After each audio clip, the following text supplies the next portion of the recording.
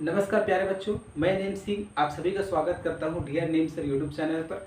12वीं फिजिक्स के अंतर्गत अध्याय नंबर फर्स्ट वैद्युत आवेश तथा क्षेत्र में गॉस के प्रमेय के हम अनुप्रयोग को लेकर बात कर रहे थे, जिसमें हमने दो अनुप्रयोग देख लिया है। पहला है अनंत लंबाई के एक समान आवेशित रेखीय चालक के कारण विद्युत क्षेत्र, और दूसरा नंबर में है अनंत समतल चादर के कारण विद्युत क्षेत्र की तीव्रता ज्ञात करना। इस वीडियो में हम इसके तीसरे एप्लीकेशन को लेकर बात करेंगे, जो कि बहुत इंपॉर्टेंट है। वो है एक समान आवेशित गोली खोल या गोली कवच के कारण विद्युत क्षेत्र की तीव्रता ज्ञात करना। याद रखें, यहाँ पर गोली खोल या गोली कवच का कहने का तात्पर्य है जस्ट लाइक अ बॉल। क्या होता है, जो बॉल होता है, अब देखेंगे ऊपर बॉल देखें या फिर जो गेंद हम बोलते हैं, उसके ऊपर में कवर लगा रहता है और अंदर का भाग क्या रहता है, खोखला रहता है। तो उसी को हम क्या बोलते हैं, गोली खोल या फिर गोली कवच। चलिए उसके कारण फिर विद्युत क्षेत्र की तीव्रता ज्ञात करने का प्रयास करते हैं। तो इसके लिए सबसे पहले हम तो गोली खोल कंसिडर करना पड़ेगा। तो 3D डायग्राम तो बना नहीं सकते ना, तो केवल एक ऐसा सर्कल टाइप बना देंगे और यही गोली खोल को क्या करेगा, अपने को प्रदर्शित करेगा। हम मान लेते हैं इसका सेंटर क्या है, अपने पास O है, और इसका रेडियस क्या है, गोली खोल का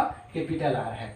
ठीक है, ये कैपिटल R है और इसको हमने प्लस क्यू आवेश दिया है, तो प्लस क्यू आवेश दूंगा तो उसके पृष्ठ पर क्या हो जाएगा, ये इस प्रकार से उसके संपूर्ण पृष्ठ पर क्या हो जाएगा, ये फैल जाएगा। तो ये अपने पास क्या है, गोली खोल। तो गोली खेल लिए हैं, तो जो लिए हैं उसको पहले लिख देते हैं भाई। हमने क्या लिया है, माना O केंद्र व कैपिटल R त्रिज्या का एक क्या है, गोलीय क्या है, गोली खोल है।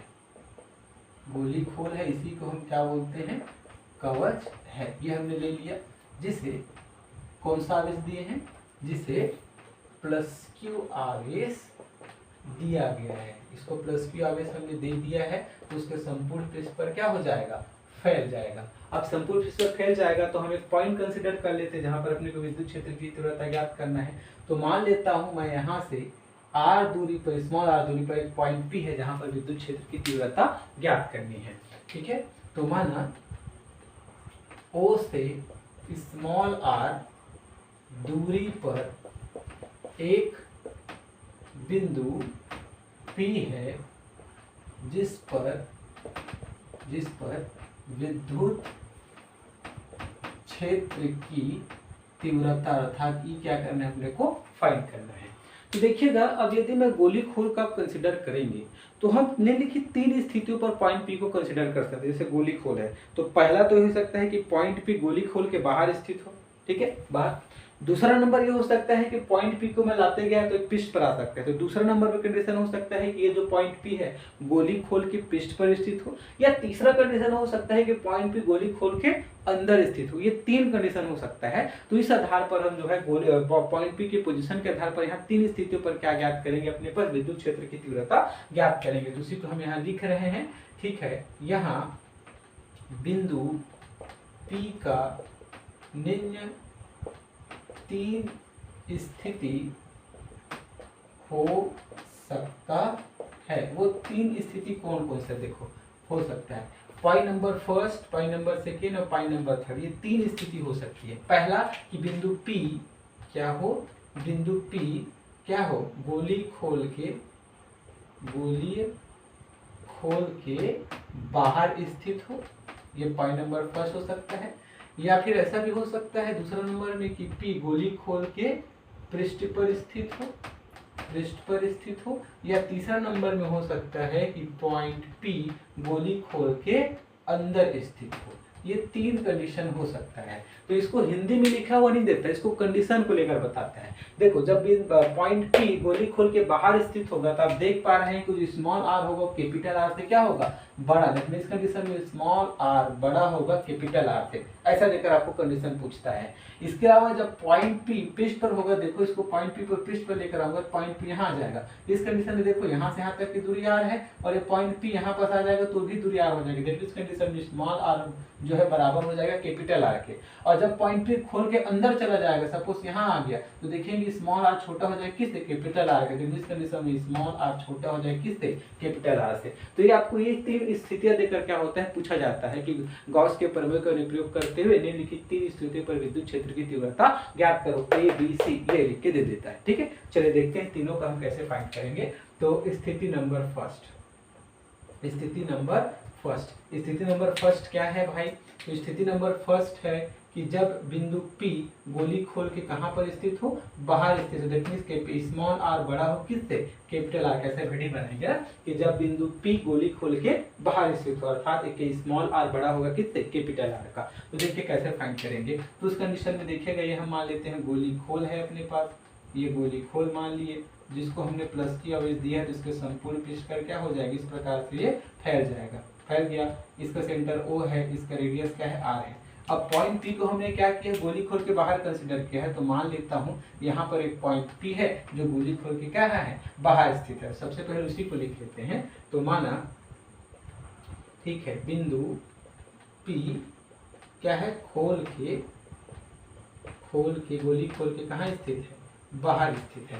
अब बाहर स्थित है, देखिएगा अब अपने को गॉस का प्रमेय लागू करना है, तो सबसे पहले अपने को एक बंद पृष्ठ चाहिए। तो बंद पृष्ठ चाहिए, तो इससे जाते हुए एक बंद पृष्ठ केवल और केवल मैं क्या बना सकता हूँ, एक सर्कल बना। सर्कल मतलब यहाँ पर से गोला ही खींच सकता हूँ। तो ये देखिए मैंने क्या खींचा, एक गोला आर रेडियस को, जो बिंदु P से होकर क्या हो रहा है, जा रहा होगा। केवल मैं ही एक गोला, मतलब एक बंद पृष्ठ में केवल और केवल गोला ही बना सकता हूँ। तो देखिएगा गॉसियन पृष्ठ बनाने के लिए हम क्या कर रहे हैं, माना O को केंद्र व स्मॉल r को त्रिज्या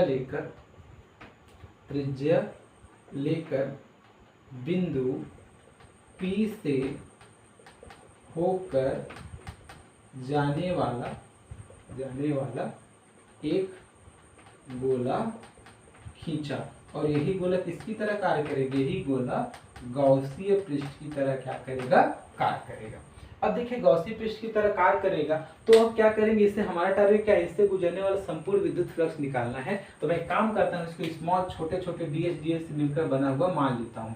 तो इसका एक छोटा सा एलिमेंट लिया ds, तो इसकी डायरेक्शन क्या होगा, परपेंडिकुलर नंबर बाहर की ओर। अब E की दिशा क्या होती है भाई, तो यहाँ पर एकांक धन है, इसको रख के देख लो, तो ये पॉजिटिव है, ये पॉजिटिव प्रतिकर्षित करेगा, तो E की भी दिशा इसी डायरेक्शन में होगी और ds की भी इसी डायरेक्शन में। इस कंडीशन में theta which is equal to क्या बनेगा, theta which is equal to बनेगा 0 डिग्री। समझ आता है क्या, ये है। तो अब देखिएगा, तो अब गोला को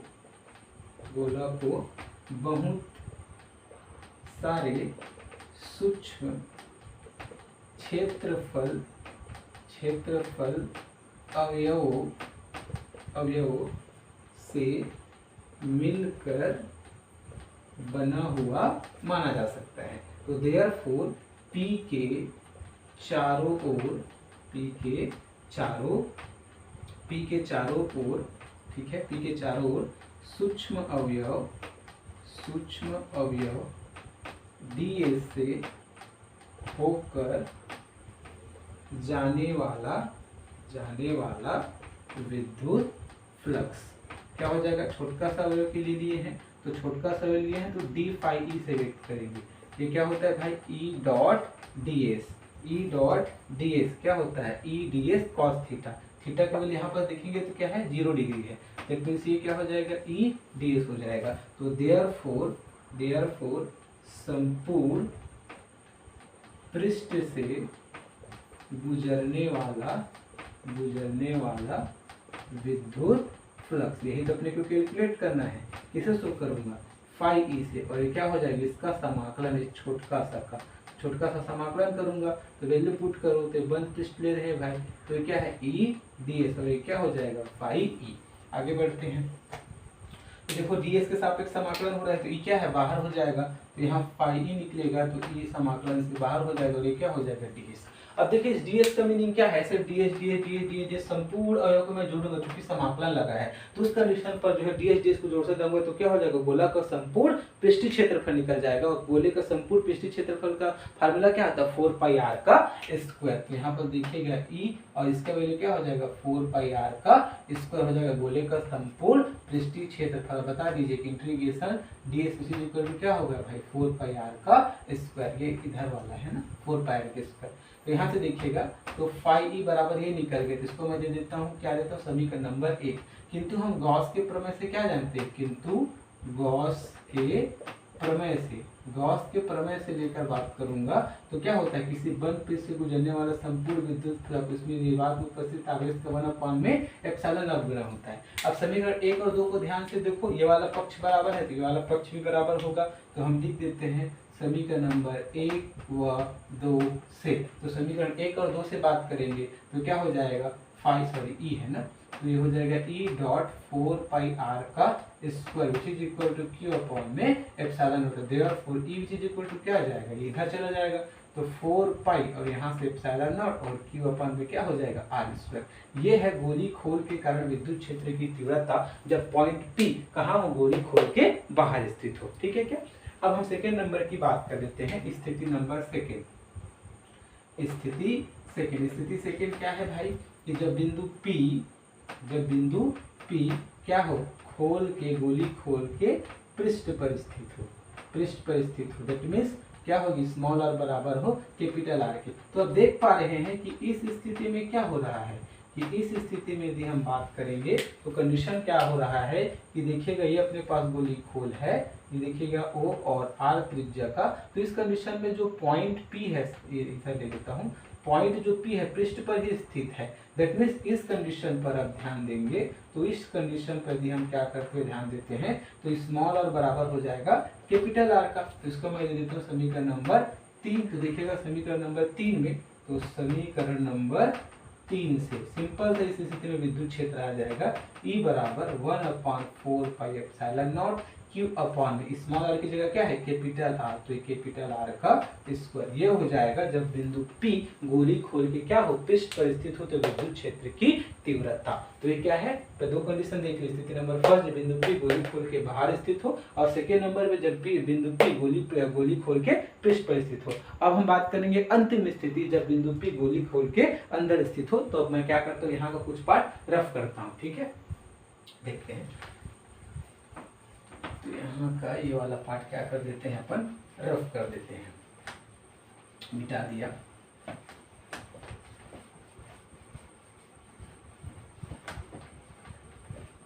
देखिए, तो अंतिम स्थिति को लेकर बात करेंगे।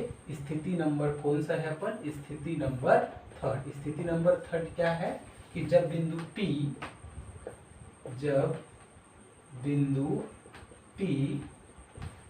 गोली खोल के कहाँ स्थित हो, अंदर स्थित हो। इस कंडीशन में स्मॉल आर छोटा हो जाएगा कैपिटल आर से। दैट मीन्स कंडीशन क्या हो पा रहा है, अपने पास ये क्या है, अपने पास एक गोली खोल है जिसको हमने प्लस Q आवेश दिया है, तो इसके संपूर्ण पृष्ठ पर क्या हो गया है, ये फैल गया। इसका केंद्र क्या है, O है, इसकी त्रिज्या क्या है, कैपिटल आर। अब हम ले रहे हैं पॉइंट P, जहाँ पर जो पॉइंट P कहाँ स्थित होगा, इसके अंदर। तो मैं मान लेते हैं यहाँ स्मॉल आर दूरी पर। तो इस कंडीशन में क्या होगा, ध्यान दीजिएगा, इस स्थिति में अब चूंकि पॉइंट P गोली खोल के अंदर स्थित है, अब अपने को गॉस का प्रमेय लगाना है। तो मैं क्या करूंगा, इसके संपूर्ण मतलब P के चारों ओर एक मैं गोला का क्या करता हूँ, कंसिडर कर लेता हूँ। तो हम क्या करते हैं, तो देखिएगा O को केंद्र मानकर व R त्रिज्या लेकर, ठीक है, P से होकर जाने वाली एक गोला खींचा, और यही किसकी तरह कार्य करेगा, गॉसियन पृष्ठ की तरह का कार्य करेगा। तो देखिए, जब गॉसियन पृष्ठ की तरह कार्य करेगा तो इस कंडीशन में क्या हो जाएगा, इससे गुजरने वाला संपूर्ण विद्युत फ्लक्स E डॉट ds को लेकर बात करूंगा तो Q अपॉन में क्या होता है, एप्सिलॉन नॉट होता है। अब ध्यान दीजिएगा, इस पृष्ठ में अपने पास आवेश है, इस पृष्ठ के अंदर या खोल के अंदर आवेश नहीं है। तो इस खोल के अंदर आवेश नहीं है, तो देयरफॉर इस कंडीशन में Q इक्वल टू क्या है भाई, 0 है। तो क्या हो जाएगा, Q बराबर क्या हो जाएगा, 0, क्योंकि संपूर्ण आवेश गोले के पृष्ठ पर है, उसके अंदर पर नहीं है। ये क्या है, एप्सिलॉन नॉट। ये हो जाएगा E ds। यदि cos थीटा होगा तो कंडीशन में, इस कंडीशन में क्या होगा, 0 डिग्री बनेगा भाई। यहाँ जब ds लूंगा तो ds की डायरेक्शन इस डायरेक्शन में होगा, E की दिशा इस डायरेक्शन में, थीटा इक्वल टू क्या बनेगा, 0 डिग्री। तो इस कंडीशन में E को बाहर कर दिया तो इस क्या बचेगा, ds, और cos 0 का वैल्यू क्या होता है, 1 होती है। तो ये तो 0 हो गया, 0/एप्सिलॉन नॉट। तो यहाँ से E इक्वल टू क्या आ जाएगा, 0 हो जाएगा। तो ये है अपने पास अंतिम कंडीशन में कि जब पॉइंट P क्या होती है, गोली खोल के अंदर स्थित होती है, तो अंदर स्थित होने के कारण उसमें क्या होती है भाई, कहीं किसी प्रकार का आवेश नहीं है गोली खोल के अंदर में, तो इसलिए वहां पर विद्युत क्षेत्र की तीव्रता क्या होती है, 0 होती है। तो ये था प्यारे बच्चों गॉस के प्रमेय का तीसरा अनुप्रयोग, वो क्या था, गोली खोल या फिर गोली कवच के कारण विद्युत क्षेत्र की तीव्रता ज्ञात करना। याद रखिए चौथा जो अनुप्रयोग है उसको पढ़ने की आवश्यकता नहीं है, आप बुक से उसको देख सकते हैं। सेकंड अनुप्रयोग से क्या है, एकदम मिलता जुलता है, बस 2 चादर आ जाती है, तो उसको मैं नहीं बता रहा हूँ, सरल है, ठीक है। हम नेक्स्ट वीडियो में क्या करेंगे, सेकंड चैप्टर को स्टार्ट करेंगे जिसका नाम है स्थिर विद्युत विभव तथा धारिता, ठीक है। तब तक के लिए हंसते रहिए, मुस्कुराते रहिए और देखते रहिए dear name sir YouTube channel. धन्यवाद।